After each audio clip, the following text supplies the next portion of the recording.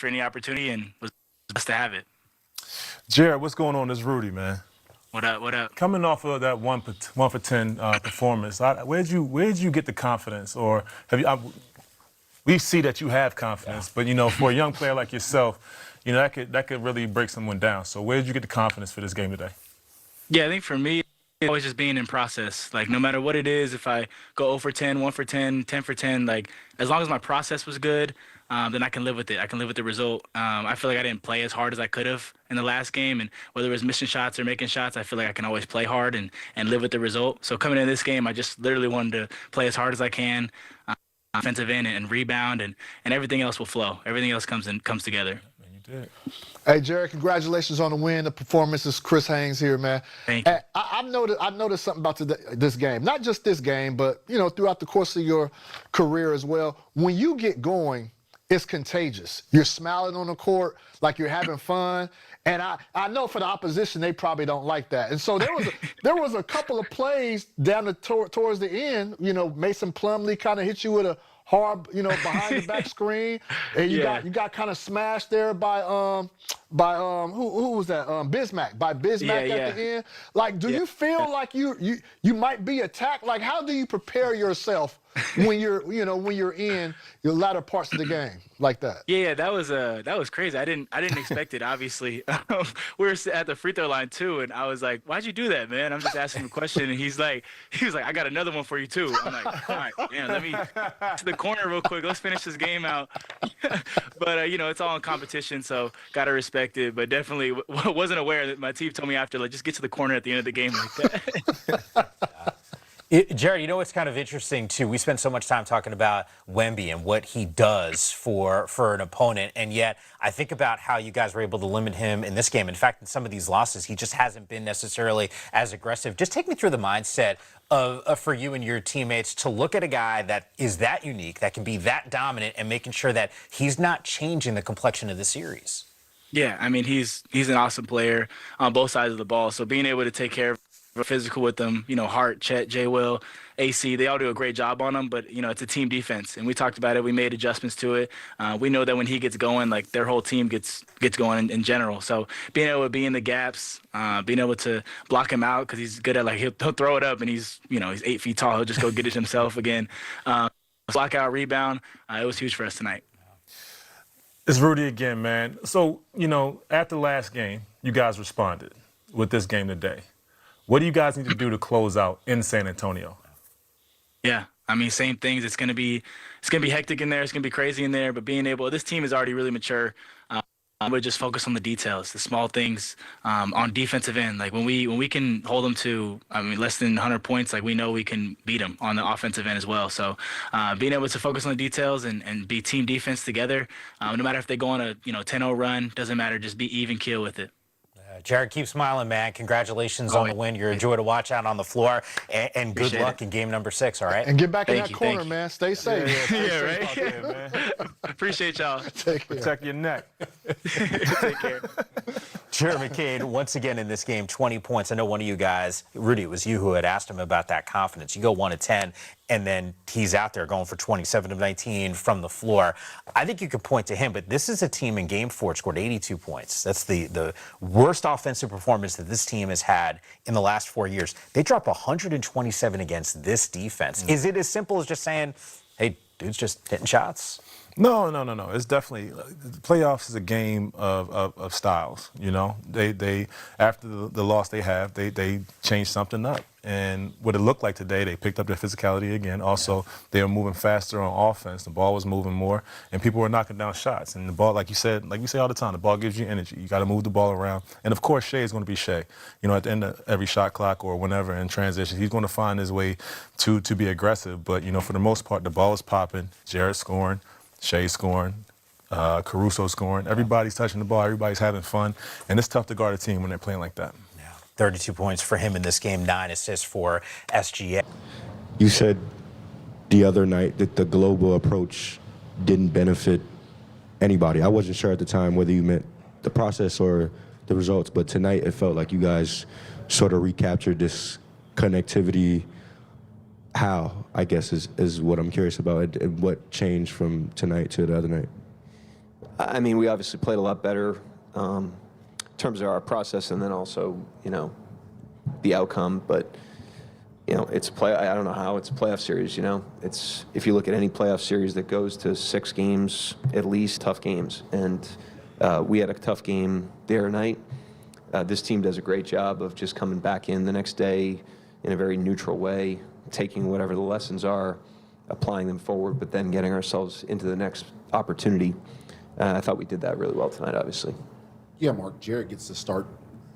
Sorry. Jared gets to start tonight, and although his shot wasn't falling early, he seemed to give you guys some really good energy. First, is that what you were looking for by giving him the start? And second, just talk about what it meant to you guys with the energy that he did give you. Yeah, I mean, like I've said before, I'm not like crazy about who the starters are. It's just the first substitution. We just thought, he could give us some good stuff with that unit, just based on where we are right now with a couple of guys out. And he did. He was really good. His pop early was excellent. And he kept himself in the game, and had that flurry in the third and then the flurry again in the fourth. So great mental toughness. I never take it for granted when somebody steps into a role like that in a game like this, but certainly not surprised. He's got great moxie and confidence, and he showed that tonight. Mark, Shea just said on the broadcast he thought that might have been the worst start he's had. What made it so difficult for you guys to get them slowed down tonight and they scored 120 again? I think it started with just containing the ball, really. Especially the guys like that aren't SGA, that aren't like natural on-ball creators, not allowing them to get straight line drives or cheap fouls. So I feel like we made ourselves over-rotate. How would you kind of explain the start or describe the start for you guys, especially that second quarter? I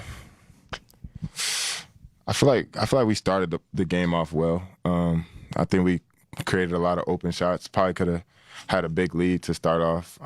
We just really couldn't make any open shots. Steph, Mitch was saying that he wants Vic to shoot more, be more aggressive. Can you guys get him involved? And did you see the need for more of that tonight? I think so. Many bodies towards him. It's hard at times. I think he just wants to make the right play and wants to win. So it's tough, but he's our best player. So we need him to be aggressive. I feel like that him being aggressive opens up shots for other guys. So. Steph, you guys have been down by 20 points before games past. When you find yourself in a position like that, how much for a team has to go perfectly right, to come back from a deficit like that? Did you guys feel like, you needed things to fall perfectly in place to come back tonight? I mean, nobody's going to be perfect, but, we've seen, 20-point comebacks before. There's a lot of time on the clock, just playing it possession by possession. And just trying to make the right reads and take the right shots. But I think it all starts defensively. So I think you hone in on that and you give yourself a chance. This is the first time in these playoffs you guys are facing elimination in the next game. Sitting here today, what is the mentality? What is the focus going forward to that do-or-die game? Find a way back here for Game 7. I feel like we've been great when we're desperate all year. So I'm excited to see how we'll respond. You have the task usually of kind of going one-on-one with SGA defensively, and you guys help out a lot, but you usually initiate on the defense. Can you just talk about through 5 games now in the series, just doing whatever you can to sort of slow down the 2-time MVP? It's tough. I don't think it's just me though. I think it's a group effort. My teammates are always in the shifts, always talking to me. I get read off the ball a lot for obvious reasons. So, having to play off the ball and be in the shifts for my teammates as well is, I feel like, what's been helping us with him. Stephen, it's going to be Game 6. How difficult is it to find advantages against a team you know so well right now and who knows you so well? How difficult is it at that point of the series? I don't think it'll be difficult. I feel like we created a lot of advantages today. I just don't think we made shots. So, try and create the same advantages, stick to our process and continue to trust that. And I mean, that's what's gotten us this far, and I think that's what's going to carry us back here. Steph, the exertion in this series, the physicality, how tired are you, and how do you guys continue to create advantages even when you're tired? I'm fine. Personally, I'm good. But yeah, just, trying to play through it. It's tough. I just think with the way they guard, how physical they are, we don't get that same luxury to be able to play as physical on the other end at times. But offensively, I think we do a good job of screening and playing through it. So I think we create a lot of advantages, but I think we just missed a lot of open shots tonight. Yep.